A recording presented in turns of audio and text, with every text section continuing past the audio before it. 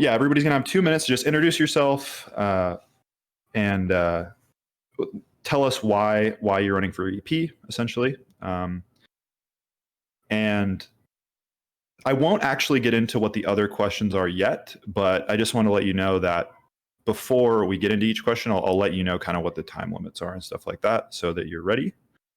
And at the end, with whatever time we have remaining, maybe like 10, 15 minutes, we're going to let the audience ask questions.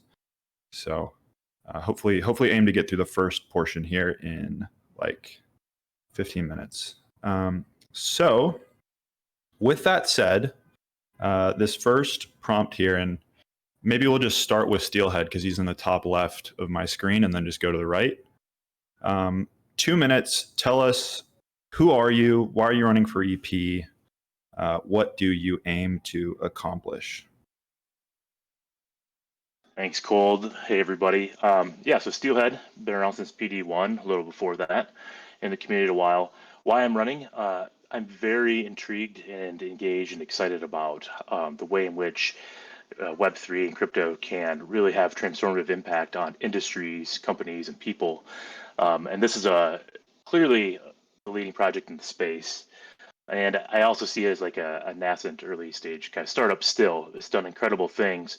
But the reason why I'm running is I really, as an organization grows, to sustain that growth, it needs to professionalize and almost institutionalize in a decentralized way. And I think I can help really further those goals of governance and program development and the other things that you've seen on the forum. Very excited, even more excited now after having been playing Parallel alpha release. The game's amazing, and it really is just going to take the world by storm. So excited to be here. Love to contribute to big missions and visions, and we'll continue to do that in ways great and small as I'm able. That concludes my time. Awesome. That was just 1 minute, so you had to, but that's totally fine. We love the shorter, more concise answers. One thing I forgot to mention at the beginning is to the candidates, I'd recommend that you just jot down a note if anything that any of the other candidates says stands out to you, or there's a question for later on. I just encourage you to write that down. It might be relevant at some point later on. So up next, you have 2 minutes. Let's go ahead with Warwick. Yeah.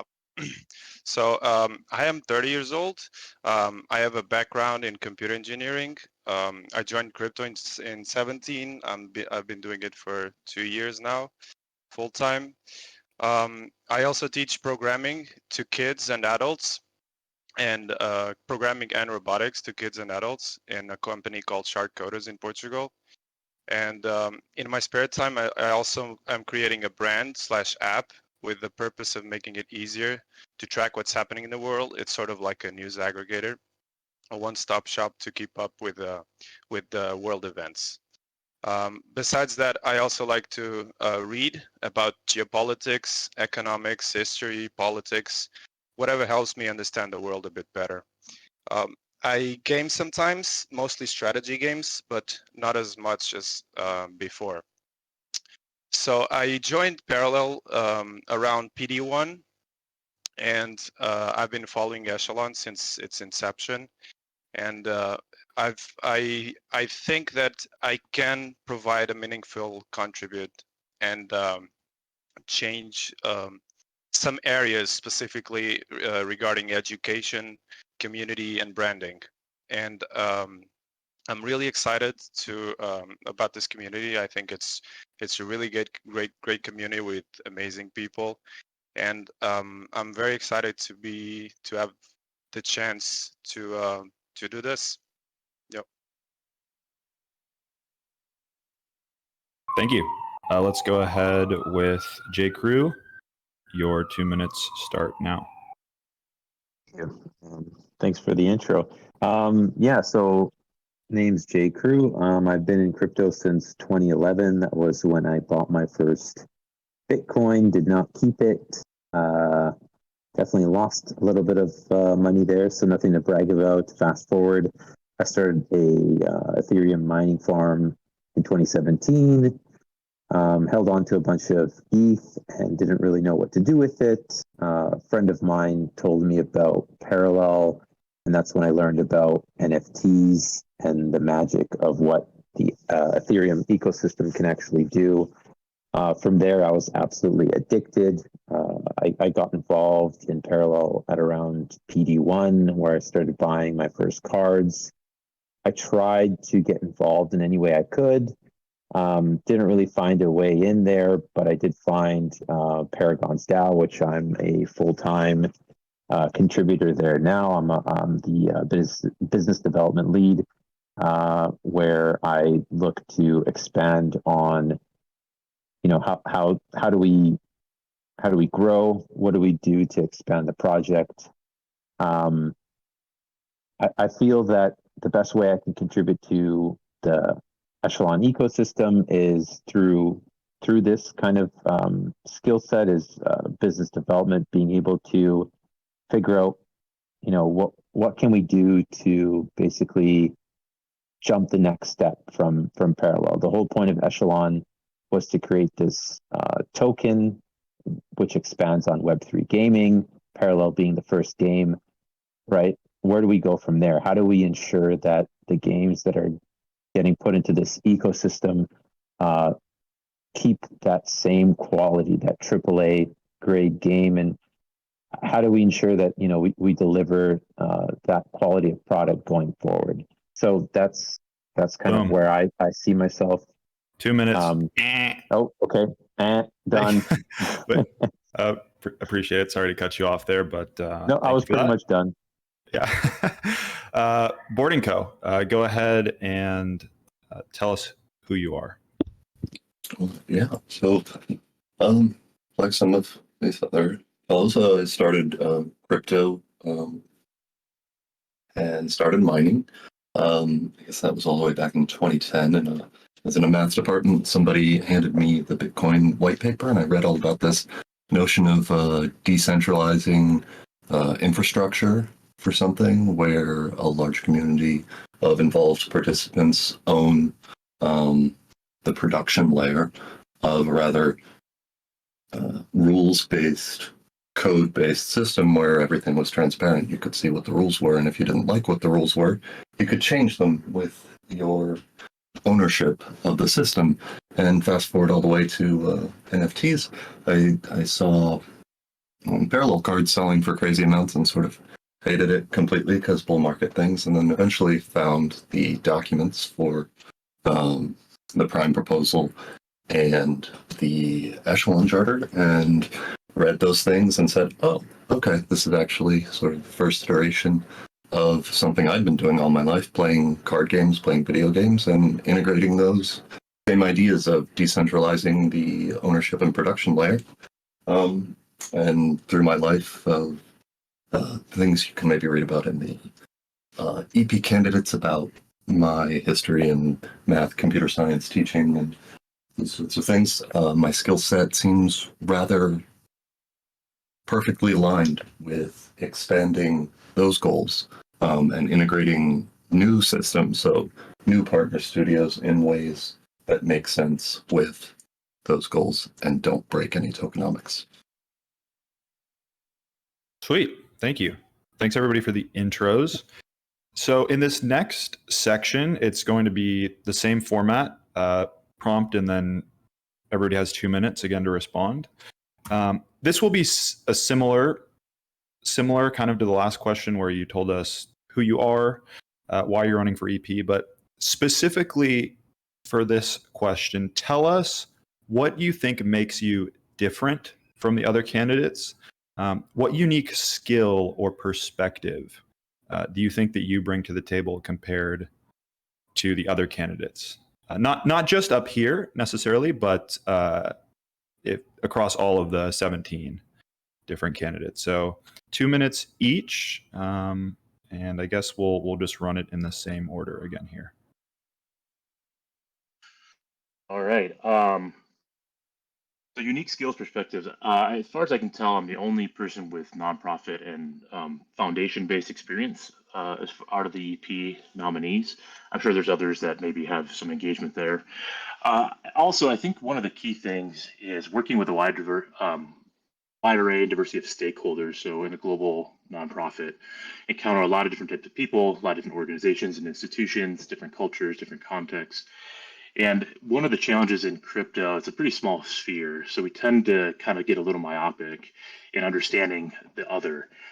So really having a broad-based experience in, personally, professionally, to look at governance and program development and business development and community activation and community engagement, you really have to be understanding what the value is, what trade-offs are being proposed, and most especially, probably what the perspectives and expectations are of the other person. We have a wonderful product. We have an incredible system and foundation and community. We don't need to convince people, I think, too much that how great we are. I think what we need to understand is their needs, their desires, and bring them alongside us to build partnerships. So that's good business development, it's good program development, it's good community engagement as well. Cole, I didn't hit my timer. How many seconds do I got left? 30 seconds. 30 seconds. So yeah, so that experience of just working with a board, working with foundations, working with governance policy and leadership policy, and then working with a very diverse, culturally, professionally, community of stakeholders, and really trying to understand value, opportunity, perspective, and context. I think that's, I'm not unique in that. I think that's just a qualifier for me relative to this position. I think that ties it Right up. on time. Thank you. Thanks. Let's hear from you, Warwick. What do you think makes you stand out from the other candidates? What unique skill or perspective do you bring to the table? Yeah, so I think my unique skills go a little alongside with what my areas of focus in parallel in Echelon, which are education, community, and branding. Regarding education, the position I currently hold, teaching people about programming and robotics, I think it brings me a broader perspective on on the best way to educate people and to create those contents.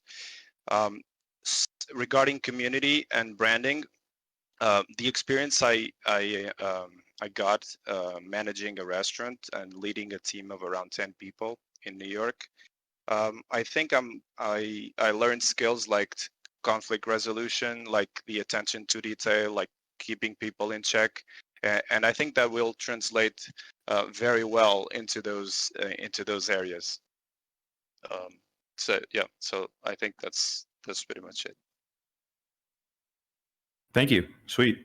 Same question to you, J. Crew. Do you need me to repeat it, or do you think you have it down? I'm okay.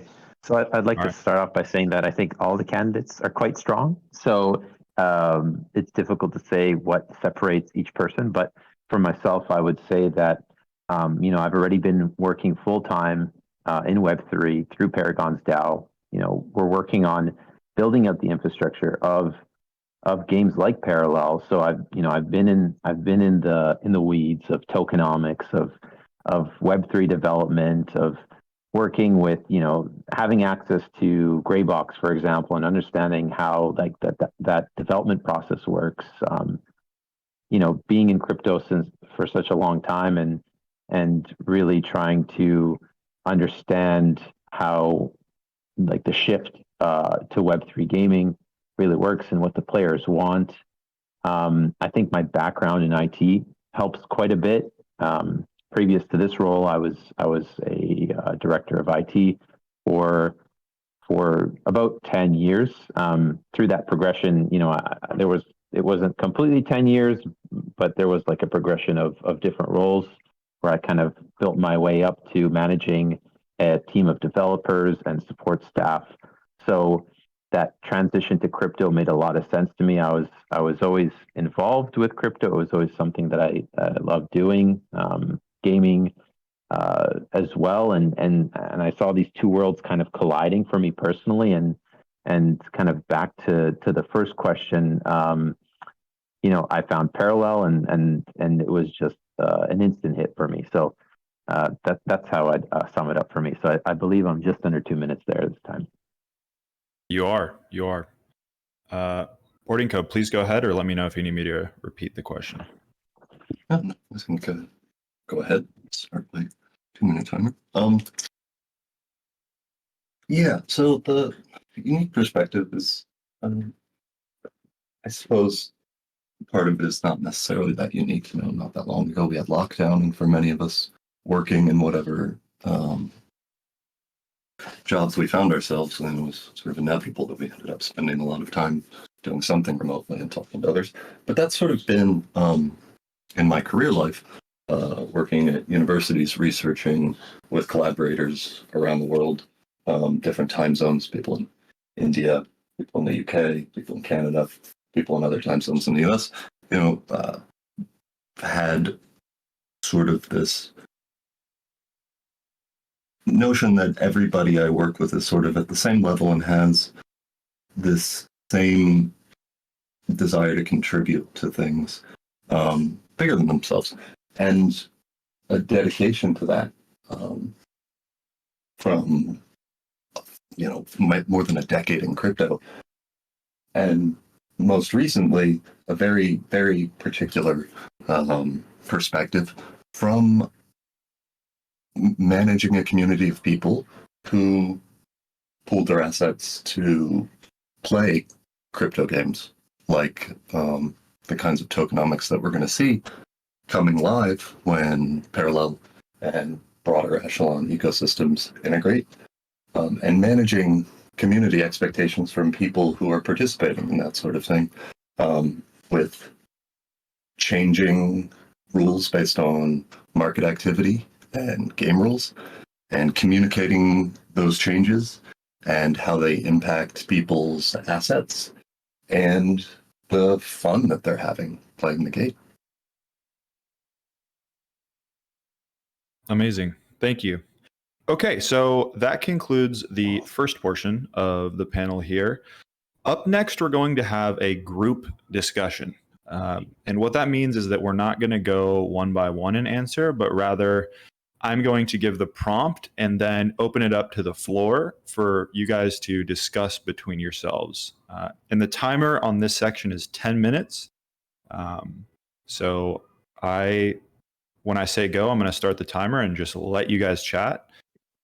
And here is the prompt.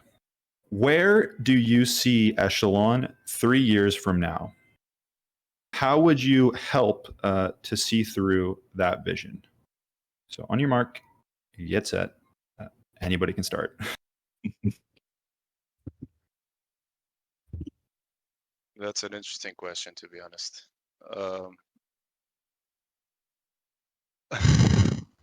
3 years. 3 years from yeah, I think maybe if I can, Jake, if I can put you on the spot, being involved with PDAO, this is kind of your bread and butter of gaming infrastructure, looking at games and prospecting. Do you have any maybe thoughts? I'd love to hear your thoughts maybe to start on this, being kind of the closest to some of these planning in kind of more tangible way.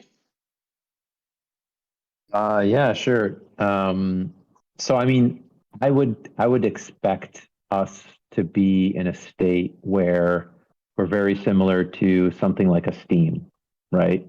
I think right now Web3 gaming is sitting in a weird spot where most people who are involved are investors. They're mostly looking to profit, but we need to somehow bridge the gap between Web2, Web3. I think Parallel has already introduced a pretty neat idea through Glints, which look to kind of bridge that gap. And in 3 years, it's really difficult to say, right? Like, I mean, I would expect us to have a lot more players. Obviously, I think we have 60,000 unique wallets, which is still quite low. I would be expecting 3 years. I don't know. I don't want to put up my foot in my. Yeah. It is very hard. But significantly more players. Not necessarily having to be like a crypto native, first of all, and then being able to enter the game through not having to have any sort of like crypto assets, just being able to play the game without any sort of initial investment. And then obviously maybe 1 or 2 games in addition to Parallel being in that Echelon ecosystem. Yeah, 1 or 2 games, but probably hundreds in the DMs. I mean, right, 3 years out, not to focus too much on Parallel right now, but like, right, their game is conceivably going to be probably on mobile at that point, and maybe they're working on their second game coming to actual live deployment, and so you're going to have a fully functional Web 2 game that doesn't need the Web 3 arm. But whenever anybody starts up Parallel or looks into it, they're going to see, oh, there's this Echelon Prime Foundation, and this seems to have unlocked a lot of potential that we don't have access to in Web 2. How can we integrate, right? So it's going to be, I think, just a flood of more traditional game studios and businesses coming to Echelon, trying to get things out of us for their benefit, and we're going to have to be stewards of this system, making sure that they're not doing value extraction on us. Yeah. I like the term steward. I think that's a good way to view Echelon Foundation's perspective, right? It's a steward of Prime and of its partnerships and the systems that and their revenue models. I think for me, and kind of hearing J. Crew boarding, what I would hope is to see a couple different studios producing a variety of games between them, maybe 1 or 2 each. Hopefully, Parallel Studios will have maybe another game in the works and maybe an alpha within 3 years. But I'd also like to see programs and systems in place for cultivating AAA gaming, right?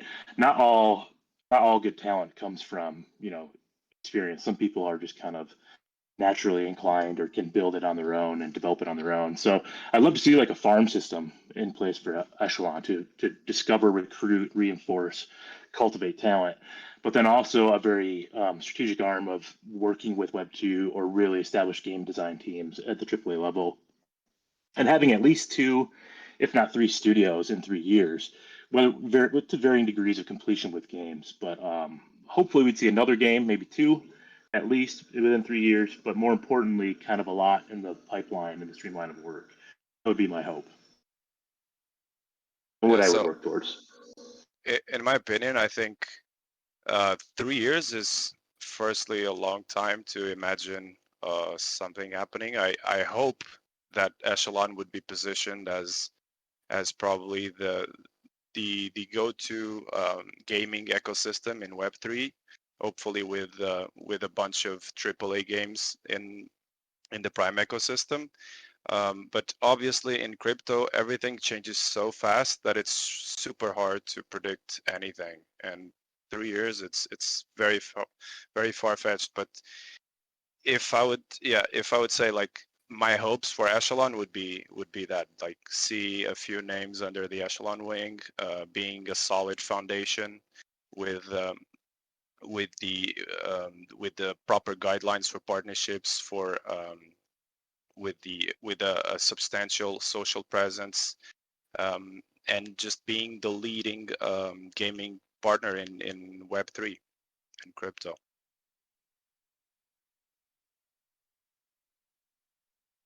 Yeah, I think that's a goal that makes sense to be pursuing. I mean, Have like 2 minutes, I think. Still actually 4 minutes, but 4? Okay. yeah. Well, I mean, and there's also I'll just highlight the other portion of the goal too, which is like specifically how would you try to get to that point that you envision Echelon in as well? Some of you have touched on this, but that's just another element of it as well.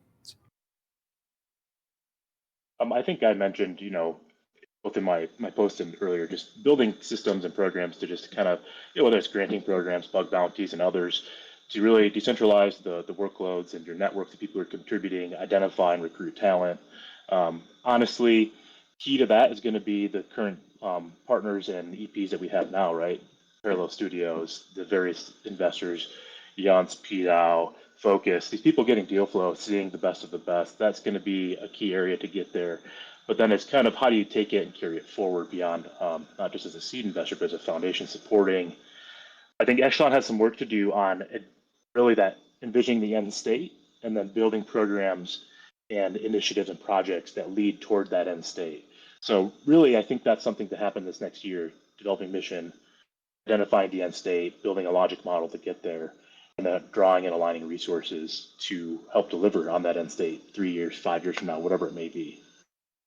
I think I would agree with that, especially a logic framework for actually taking learnings that we're going to gain from parallel growing on the Web 2 side and what that's going to mean for our decentralized and our Web 3 side, and making sure we come up with a philosophy or a set of morals and rules that we can actually implement in a way that doesn't depend on who's implementing them so much. That increases trustlessness and transparency in the execution of those logic frameworks. I think some of the ways to get there is, firstly, to create a documentation with guidelines on what we expect to see in a partner. I think that's very important, to outline the goals that they need to meet in order to be under Echelon. And then another way that I see us achieving that vision is by onboarding people, firstly through seeing the games that are under Echelon, and then once they see the games and they start seeing the Web3 component of it, and that they can own the assets and they can monetize their time playing, we can teach them and start onboarding them into the crypto and the Web3 side. I think that's two essential ways that we can achieve that vision in 3 years. I'd also want to mirror what Steelhead touched on through identifying talent in the space and providing grants to different organizations and partners. Like Echelon Foundation has a massive reserve of Prime, and part of the use case of that is to be able to leverage that as a budget to scale out some of these goals. Like there's only going to be 9 EPs moving forward. We have to be realistic with the goals set in front of us, and we have to understand that we're going to need help from the community and partners to really build the vision that's kind of coming together from everybody. Cool. We got 5 seconds left, but that seems like a good place to call it. So thank you guys for that. We are going to do another round of this with a different prompt. So we're going to have another 10 more minutes for discussion amongst you. And now I will read the prompt. What is the key issue affecting the Web3 gaming space right now? And how can Echelon solve this issue? Oh man, that's easy. Onboarding. yeah. Sorry, go ahead. No, you nailed it. I think everybody kind of knows, but really, we have to abstract away, all the crypto side to a degree, right? I think so. Onboarding people, so they don't have to learn MetaMask, they don't have to understand what cryptos or NFTs are. They just see that's all abstracted, the difficulty. So that is the key barrier, and then also onboarding people to good games, I should say. The second piece, obviously, is going to be partnering with really compelling, really capable game studios and teams on projects. But that, I've said my piece, so I'll let everybody else. Yeah, I would say that another obstacle is the lack of sustainability of current Web3 games, like Axie and others that are not sustainable from an economic side, and that just gives them like a bad connotation, because when things go south, people see and that they realize that the game is not sustainable, and that creates a bad connotation for the game itself, and then people just give up on playing the game. And also the games are not fun as well. Yeah. Like the first. No, sorry, go ahead, Boarding.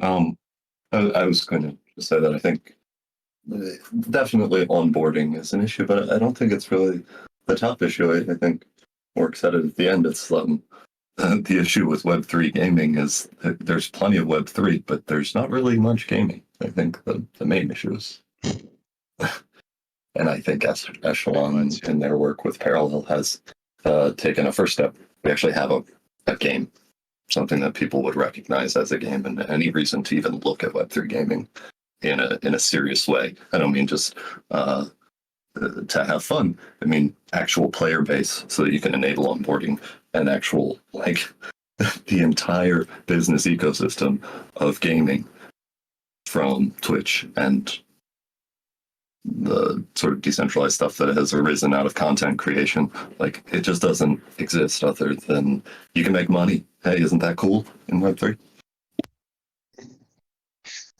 Yeah, that's you nailed it on the head. Like, right? Like, how do you make the game fun? And then how does the technology like NFTs improve on the game? Right? Like that to me is the biggest criteria for looking at any project. Is the game fun? Is it going to attract people? Or is it going to attract the wrong types of people just to make money, right? Like nobody wants to play a game that just earns them, a daily income. That's just a job. That's all it is, right? So how do you like? Let's find the games that are fun, and then let's figure out how to make NFTs make them better. And I think Parallel is leading the way in those terms, and I think it's kind of setting the the flagship game for how to do that. And I believe Echelon is helping build that on the tech and tokenomics side, and I believe it will continue doing that and identifying the games going forward. Yeah, I also think Web3 companies, they forget a lot about how long it takes to create a game, and they just worried about being first, right? And so they don't worry about creating a good game that people are that people want to play. They just, let's just push out a game, just sell a token and just make money off of it, and that's it. Just be first. And I think that's wrong. That's the wrong approach. Yeah, I mean, I think everybody's here because gaming's a core issue, right? You want a good game, you want a sustainable tokenomics, but I do think you the game. There's a weird trade-off. Again, I mentioned this earlier. There's a weird trade-off. Like you can have a really great game, but if there's a barrier to entry, like you have to figure out crypto or have to self-steward custody, NFTs, or you have to set up a MetaMask. Those are serious impediments, right? So. Definitely. So onboarding's more. I think for Echelon, I think there's how do you onboard gamers, how do you onboard studios, and both. There's different challenges at each level. Again, this kind of goes back to the user-centric perspective. Like, what does someone who's already doesn't like NFTs because they burn the world or they're microtransactions with a new name? How do you onboard them? And I think Parallel's shown like, hey, free to play, optional, and make it abstract away the complexity of the crypto stewardship, and the vault is a great thing, and all these other tools that they have. So, yeah, I think everybody's on the same page here. Yep, I agree fully. Yeah. I mean, for new games that aren't trading card games, because I think Parallel did a really great job of identifying sort of like the simplest way to integrate NFTs. Like Jacob was mentioning, like when you find a new game, like how is it going to be a benefit add to the gamer, to the game studio, to actually have NFTs involved? And for cards, I think we're all here and we believe in the vision. Like it makes a lot of sense to activate the community members by having them be the the creator of new cards for new demand. And that was a great insight. And it's like everything has grown from there. And then you just have a really great trading card game for those who have seen the alpha. But like, what's the next studio? And I think that's probably the biggest problem for Web3 gaming, other than actually having a game. Say you have a game. Why how are you actually going to make a meaningful way for the NFTs or the token to interact with that system that isn't just there because, again, coming back to, hey, play our game, you can make some money.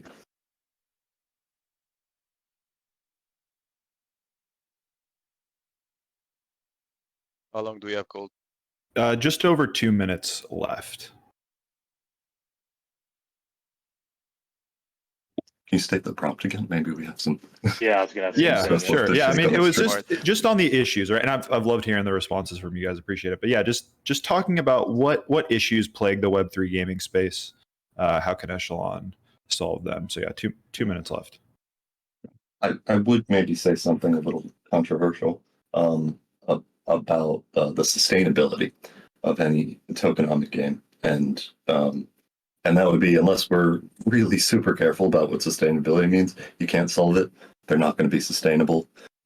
Even what Parallel and Echelon have set up right now, there are just issues that, depending on what one person's notion of sustainability and value retention is going to be, it's just empirically false that things will be sustainable, depending on everyone's definition. And from years living on Blizzard's forums, can see that if you have a large gamer community and they have a bunch of value retention that they start paying attention to because there's a fiat off ramp on Uniswap or Coinbase or whatever, or OpenSea,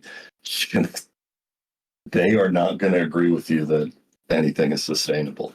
And sort of baked into sustainability is going to be that not just like a numerical calculation about value retention, it's going to be a sentiment from community participants about value retention for sustainability of the ecosystems, tokenomics, and asset values.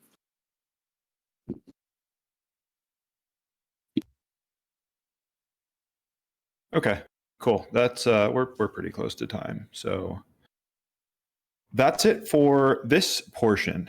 So there's one more section here, and then we're going to go into audience Q&A. So now the time where I mentioned that you should pay attention to what other people say comes into play, because I'm going to ask each of you to ask one other candidate a question.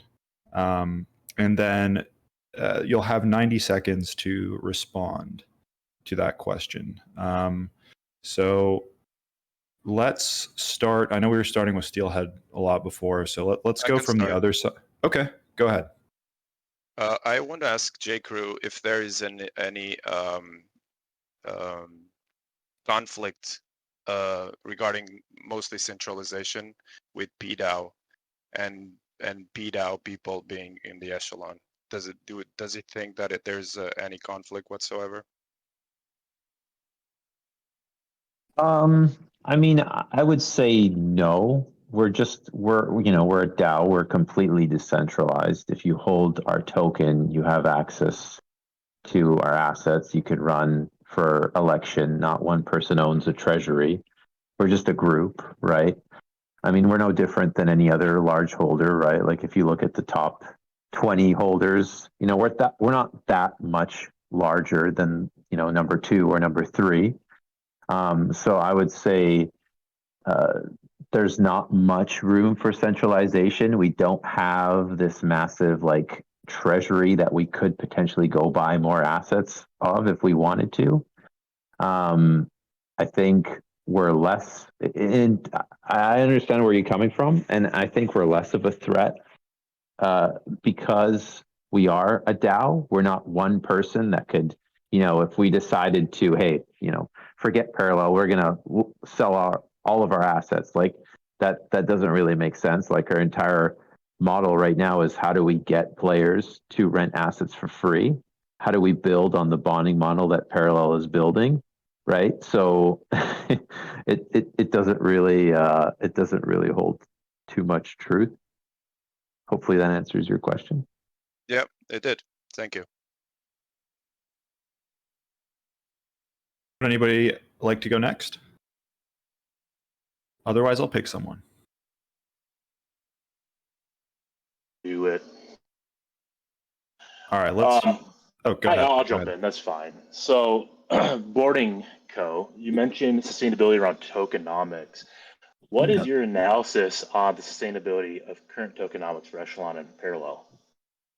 Well, so for one thing, a lot of specific details about things just aren't publicly available. I mean, the most relevant thing that I can point to is like the emission schedule, and then that's, as far as I know, and maybe it'll change. I mean, that's sort of hardwired. Like, we have to emit these many tokens from play to earn by this time, and that's going to put a lot of pressure on getting the sinks to function in the way that you want them to.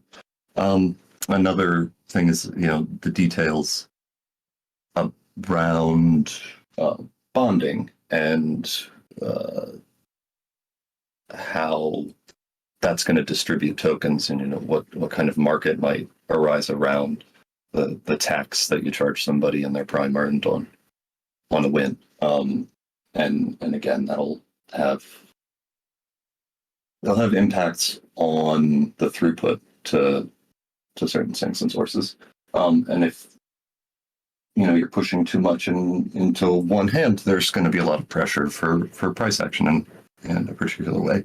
But the most interesting thing is a lot of the philosophy that or guidelines that the creators have used when they're talking about dynamic repricing. That's the most interesting thing, because those are going to, I mean, that's make or break, depending on if you decide to have pricing set up so that there's a slight arbitrage in favor of increasing of price appreciation for prime. So like, that's the going market rate for the thing that you're going to produce with prime is more expensive than the cost of the inputs plus maybe time for like renown or something. Those kinds of pressures, and whether or not you're using those adequately to damp a movement in the other direction from prevailing market conditions or prevailing player conditions. But that, I mean, 90 seconds. That's about time. Yeah. I don't know if I told you, that was about 2 minutes. I don't know if I told you guys that before, but yeah, sorry, that one's such a big one. Yeah, it is. It is. Roughly aiming for like 2 minutes on the responses. But let's hear from who wants to go next? J. Crew or Boarding Co? All right, go ahead. I have a question for Mr. Steelhead. So I really liked your angle on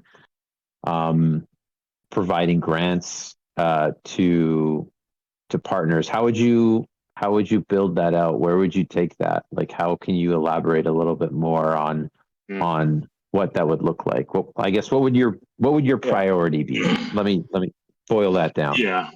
Well, I mean, this is all projection because not being an HLEP, you don't know. There's a lot we don't know. There's a big knowledge gap. But I think there's capacity building. Like, what resources does Echelon need? What does it need to know? That can be knowledge. It can be people. It can be treasury, whatever, infrastructure. So those type of programs. So I think there's different channels of programs, but I think specifically to gaming and grants and cultivating, I don't think that's probably the starting area. I think that's a program that develops over time, but I think it's kind of stage gated, right? I think you can identify core areas of needs, gaming, infrastructure, other things, and you can cultivate and recruit talent with grants. So my instincts would be to have competitions, bug bounties, maybe small granting programs. For example, Meta brought up research, industry research and marketing and things like that. Like, that's a great, perfect, small grant program to have to commission research and to find who does the best research and who can really help build the knowledge capacity of Echelon. So that would be like one type of program. J. Crew, will you repeat that one last time? I'm sure I hit all of it. So what areas to focus on of granting? Yeah, like what would Yeah. your prior to be? I mean, I think you've answered Yeah. it pretty well so far. So Okay. Yeah, I think right now we're in the scale up phase. So capacity building, infrastructure, knowledge, building talent of the community, and probably, really specific grants like how do we decentralize? Like we need people to think through and help figure out how to do that process better. A lot of that can happen in conversation community, and sometimes it's good to just identify really capable people to press on points and to do research, and have that maybe reviewed externally or internally to really expedite how much the EPs can do by leveraging the community. So yeah, that's my response. Awesome. Thank you. Boarding Co., please Yeah. ask a candidate a question. Yeah. So work. You had mentioned, education as being one of the priorities that you think Echelon should dedicate effort to, and you have history in it. What kinds of things do you think Echelon could do to solve this problem that lots of arms of crypto for a long time have tried to do? Come up with ways to teach people who haven't used like MetaMask enough about crypto so that they can start doing those things without like scaring them off. But specifically like in the context of like Echelon and gaming and leveraging Echelon. If that makes sense. Yeah, I think the best way to actually onboard people is to make them see the value. Like if they try the game, and then they try the game and they see the value in using the Web3 component of it, not just like playing the game as a standard gaming Web3, and they can see the value, and they can see the possibilities that the NFTs provide, right? I think it's very hard to approach someone that has a negative bias towards something and simply just try to change that bias just by contradiction, right? Especially between strangers. Like you go to a gaming community and they tell you, oh, NFTs are a scam or crypto is a scam, and it's really hard to say, oh, they're not. And instead of just showing them, it's really hard to change that mindset, right? So my focus is to convert people that try the game to that play the game, and try to convert them in seeing what's the benefit of NFTs and Web3 through monetizing their time playing, or like seeing in the specific case of Parallel, seeing what else they can do with the cards, not just using them to play the game. And then the second thing is to create educational content in terms of security, in terms of protecting them from bad actors in the space, and in terms of wallet security, in terms of guides on to navigate both the crypto space and the Prime ecosystem. And I think those are very important ways that we can onboard people safely and protect them while doing so. Cool. Beauty. Well, that concludes the structured portion of the panel. So now we're going to open it up to the audience. If anybody has a question for an individual candidate or for the group, feel free to raise your hand now and we'll bring you right up.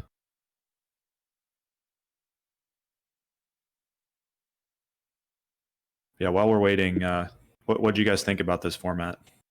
Just real quick, you got your alarm is going off. Is that mine? My alarm?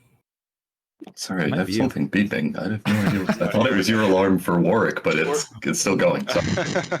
I think format was good, cold. I think that's probably more of a community question, so maybe they can drop feedback in general or voice text if there's anything they'd like to see.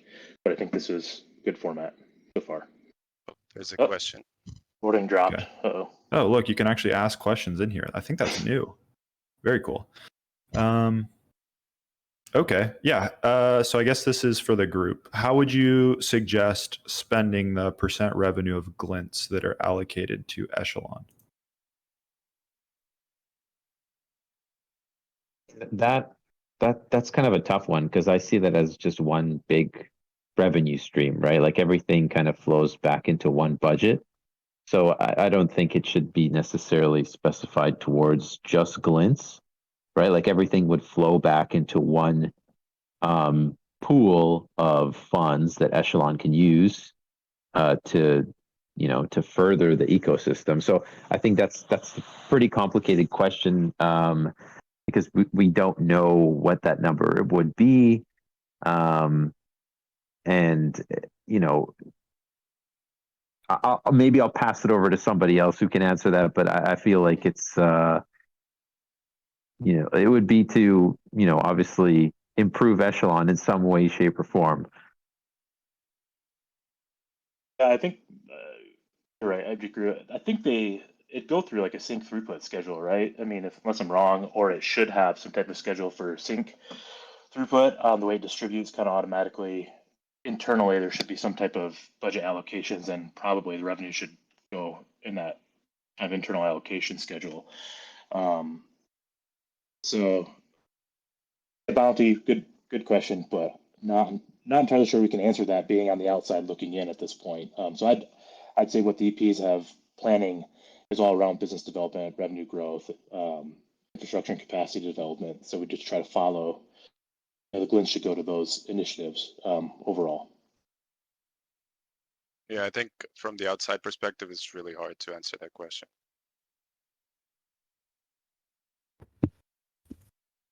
Cool. Yeah. You go ahead, Borden. Do you want to comment on that? Well, I disconnected, so I may have missed part of it. But this is just about what to do with the 20% revenue stream. That's correct. From Yep. Parallels Glint. Okay. Yep. So on one hand, I would lean towards having a sort of schedule so that it's transparent what's happening with it, and we could vote on something like that. But yeah, I mean, once one is behind the scenes and can see what the actual finances are and what the revenue streams are for Echelon as a foundation, right? It's actual business incorporated somewhere or associated. There may be other considerations as time go on, but I would lean towards having a sort of schedule of what to do with it, and that's community decided. I would hope that Echelon is running well enough that it's not going to have to have financial hardship from not using that to pay its contractors and people. Yeah, I'd say the one caveat probably is the health of the game, the P2E pool, or the game pool payouts is critical at all times. So that should always be maintained probably first and foremost, and then probably the rest of them. Cool. So I'm going to try to maybe modify the Big Bad Frog's question a little bit, maybe to get the spirit of the question out. So why don't you guys talk about like what the main use case for Prime is, the way that you see it? Like what is the most important sync, or potentially is there a sync that hasn't been invented yet that you envision Prime being really useful for? So a bit of a all over the place question there, but how about it? No.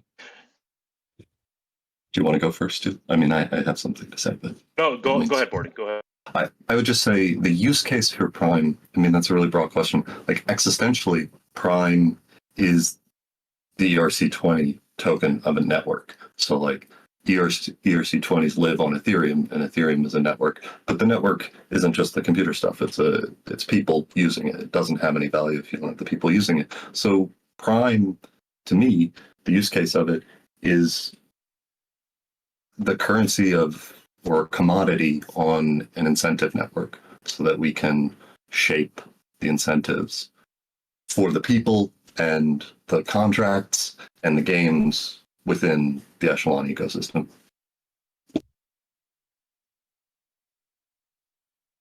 I see it as a currency in an ecosystem that could be used to buy like different products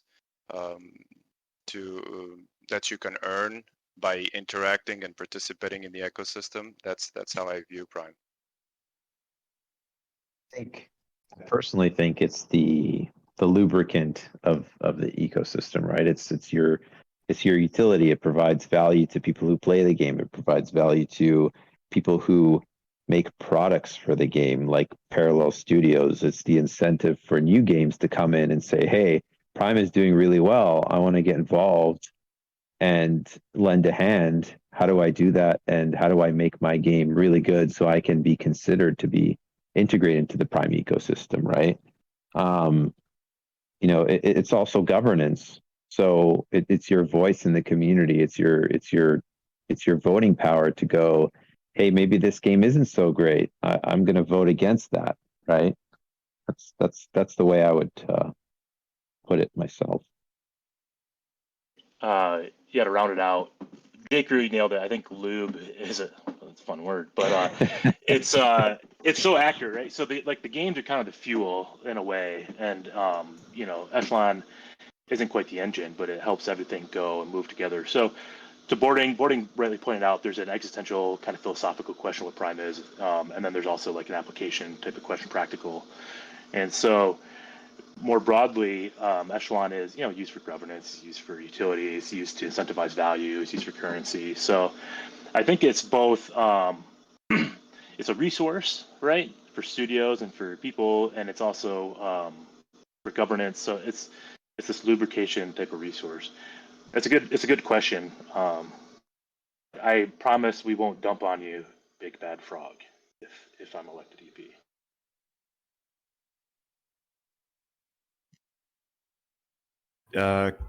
Cool.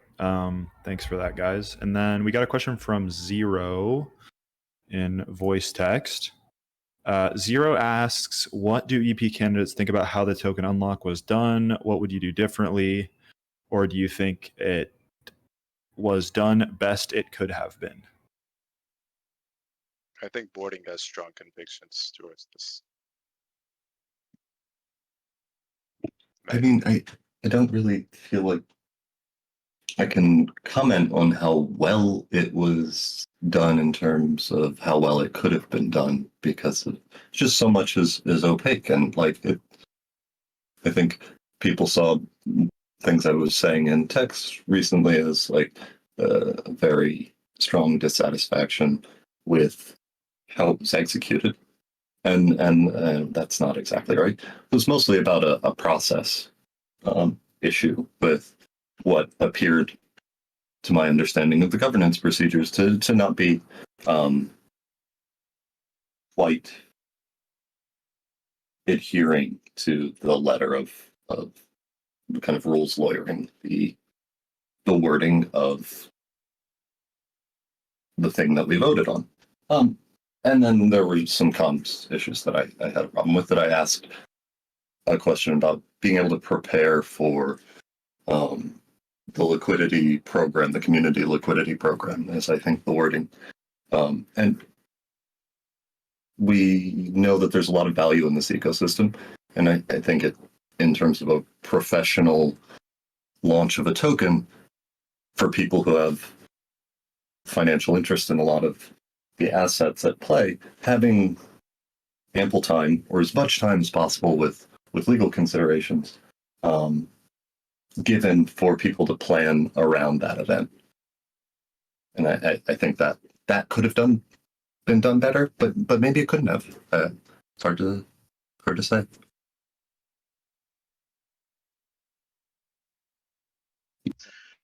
Yeah, I'll jump in next. I think reading between the lines and making some inferences based on chat and exchanges, I think probably as best as could be done. I think right now and continuing for probably the next few years, staying out of the crosshairs of any regulatory or legal agencies is probably the best thing to do. So it seemed like there maybe was an issue with being able to discuss and talk about liquidity provisioning, indexes, and things like that. So it launched first prior to the SEX, which I think was what the community wanted, if not simultaneously. Going ahead was probably a positive. Communications would have been great, but again, maybe hands were tied. Zero. So thanks for raising that. But I think one of the challenges was again managing expectations, as I put in the chat. Boarding raised governance policy issues, rightfully so, in the discussions, and kind of there's this gray area. So this is where some of this governance and policy leadership stuff of, okay, if a proposal has multiple points, can you, or will we, EPs at their discretion, which points to carry forward, which points not? Do they need to give reasons? Some of these are policy and process-based stuff that can be refined over time and is expected with a young organization. So I think it went well, but that's my opinion. I would say about that, the actual governance rules, as far as I can read them, and perhaps I can be corrected if so. Once a proposal has been decided on to go to the community vote route, and it passes that community vote route. There's nothing in the documentation that indicates that the EPs have any power to change it at all. It's not the EPs, it's the governing board, who is, to my understanding of the structure, is kind of the point of having a foundation. A DAO seldom has the capacity to actually execute things. Like, just a bunch of people who get together and vote on a thing can say, we want to do this, but how do they do it? They actually have to have some entity that executes those things. And the governing board appears to be like a more traditional business structure around that, but we don't know who these directors are, and they're allowed to modify. So they did it conceivably. If rules were followed, they were the ones who had to modify it, and they can modify anything. I believe one of the 3 prongs of why they're allowed to do it is their discretion for any reputational harm, or some fairly loose language about pretty much any reason they want. But the other 2 prongs are legal compliance and regulatory issues. Cool. We don't have any other questions right now in the chat. I'm looking through the channels here. We are at just a little bit over an hour from when we started, so we have hit our kind of bottom threshold. Last call here, if anybody, you can come up on stage or just write a question in the chat to the right here. I don't see anything in like the next 10 or 15 seconds. We'll probably call it. Zero's been typing. I see you typing, Zero. Probably a paragraph at this point. I don't know what's going on over there.